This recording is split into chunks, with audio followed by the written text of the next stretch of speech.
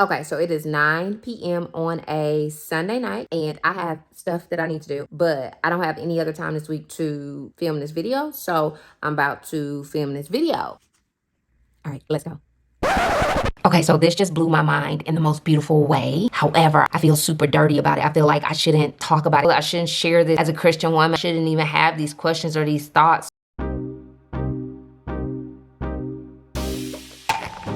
Hey Bible beauties, welcome back to the channel. I am Yasmine Williams-Woods, and every single Thursday at 9 a.m. Central Standard Time, I release faith-based videos to help women conquer life and everything it throws at them by leveraging the courageous love of Jesus. And this week is no different. Y'all, I just gotta tell you this, okay?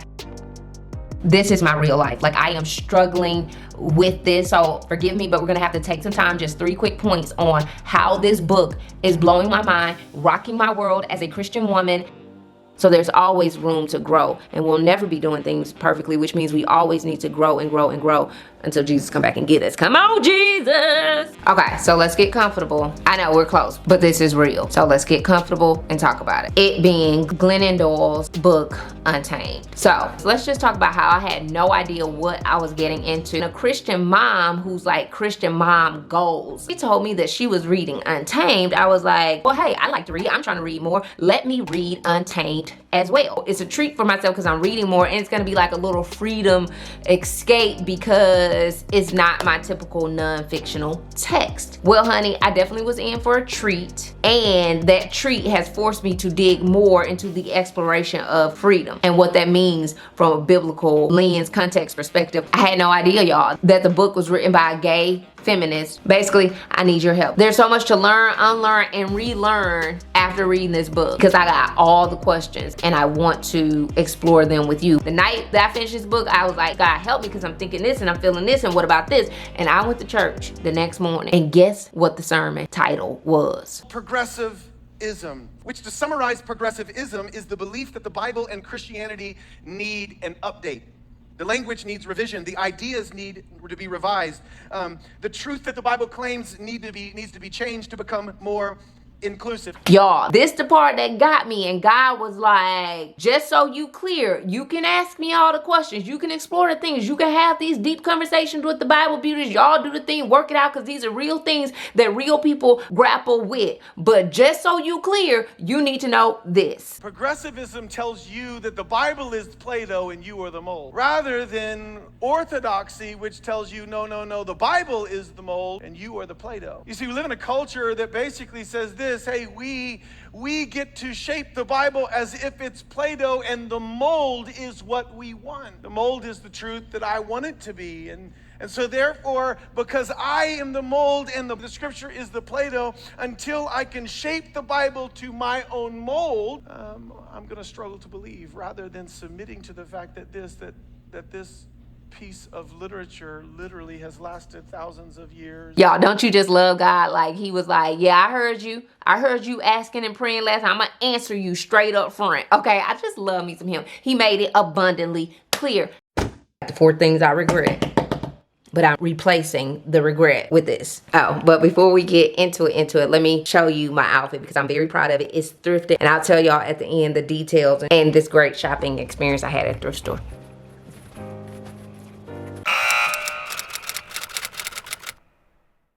All right, so as a mom, I am very huge on tell your brain what to think. Finally, brothers and sisters, whatever is true, whatever is noble, whatever is right, whatever is pure, whatever is lovely, whatever is admirable, if anything is excellent and praise or praiseworthy, think about such things. And I'm gonna keep making that clear to my kids, that we need to submit our thoughts to God. However, I regret not also making it clear to them that feelings are meant to be felt. I regret indirectly teaching my children to put their feelings into a box and to be pulled out in certain times, certain places. And I'm replacing that with directly and intentionally showing them how to ensure that their truth that is causing all these feelings is submitted to the truth. Something that Glennon said so beautifully in the book is like, if you feel pain, anger, frustration, this gamut of emotions, and it doesn't mean you have a problem, it means you have a life. So yes, I tell my brain brain what to think,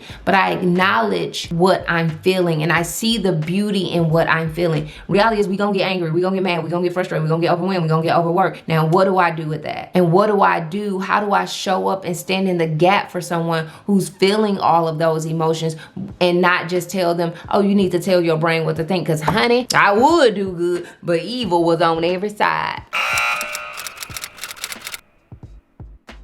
Okay, and the second thing is I regret the messages I have sent to my kids around fear. God does not give us the spirit of fear, but a power, love, and a sound mind. If you're not new, you know. If God didn't give us the spirit of fear, where does the spirit come from? The devil. I cannot deal with it. I do not like it. And I just watch people in my life who are afraid of things, and I'm confused because I'm like, why are you accepting gifts from Satan? Make it make sense. And so I feel anxious, upset, probably disappointed. I feel like outraged when my kids are fearful. As a result, I raise my girls to be brave. Just try it, just go, just do it one time. Like, why are you afraid? That is what brave means to me. Sometimes brave is letting other people think you are a coward.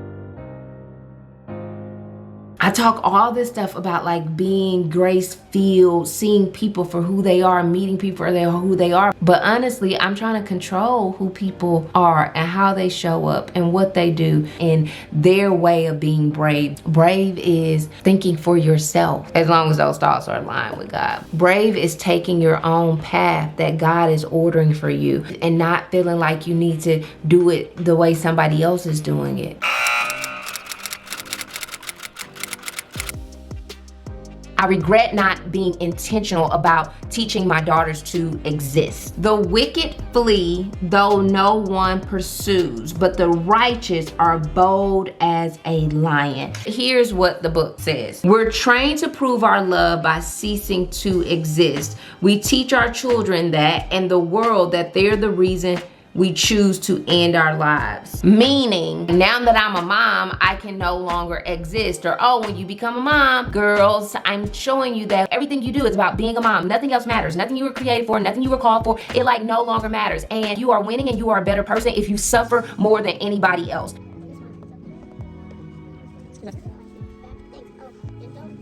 Would you bring it over here, otherwise? We're gonna move this way, son. Those nice little benches are over there to sit on. Want to sit on one of the benches? I want my children to exist. Listen to this. My children do not need me to save them. They need to see me save myself. We can't save nobody. To see me preserve the God in me, prioritize the God in me, pour out and share and show up boldly, expressing, exuding the God in me, the me who God created me to be.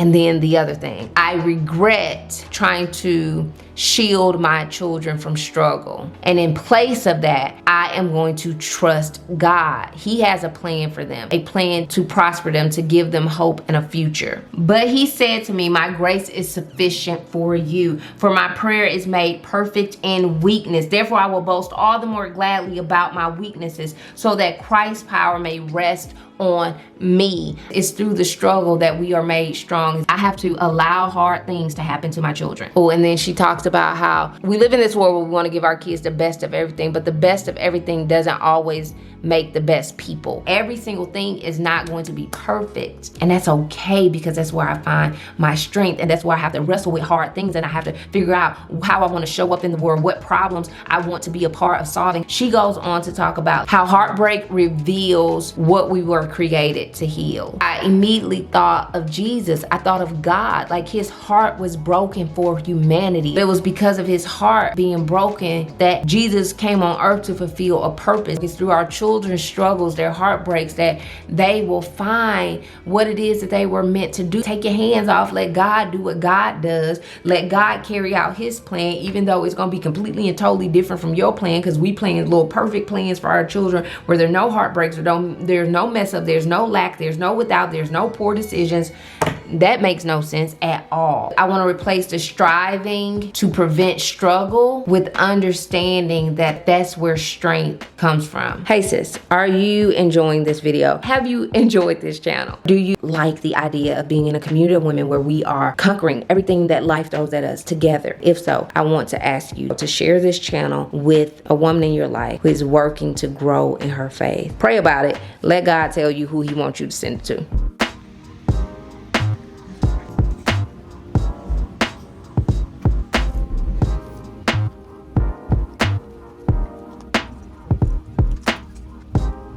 This is kind of off topic and irrelevant, but I am so excited about some clothes I got. I took some, y'all saw it, I took some stuff and sold it because I've been cleaning out the garage and closets and everything to sell stuff, to donate stuff so we can prepare to move.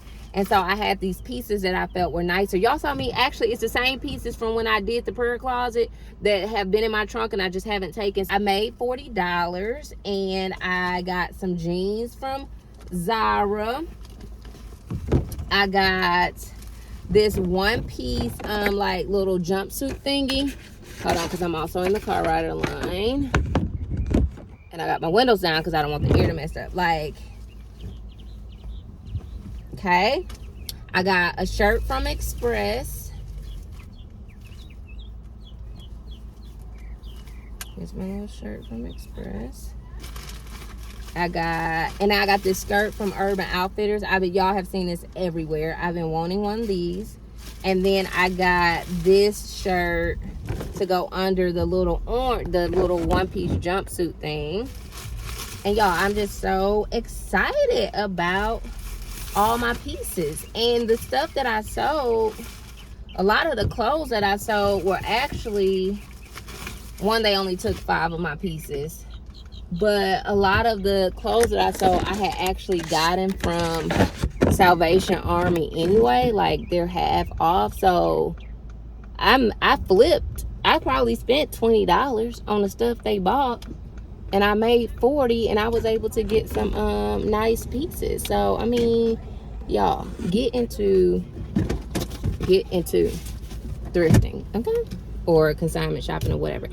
For me, it's a good way to be a good steward over my money. It's a good way to be a good steward over the earth, because we're recycling, and you know, we only got this earth. We got to take care of God's creation.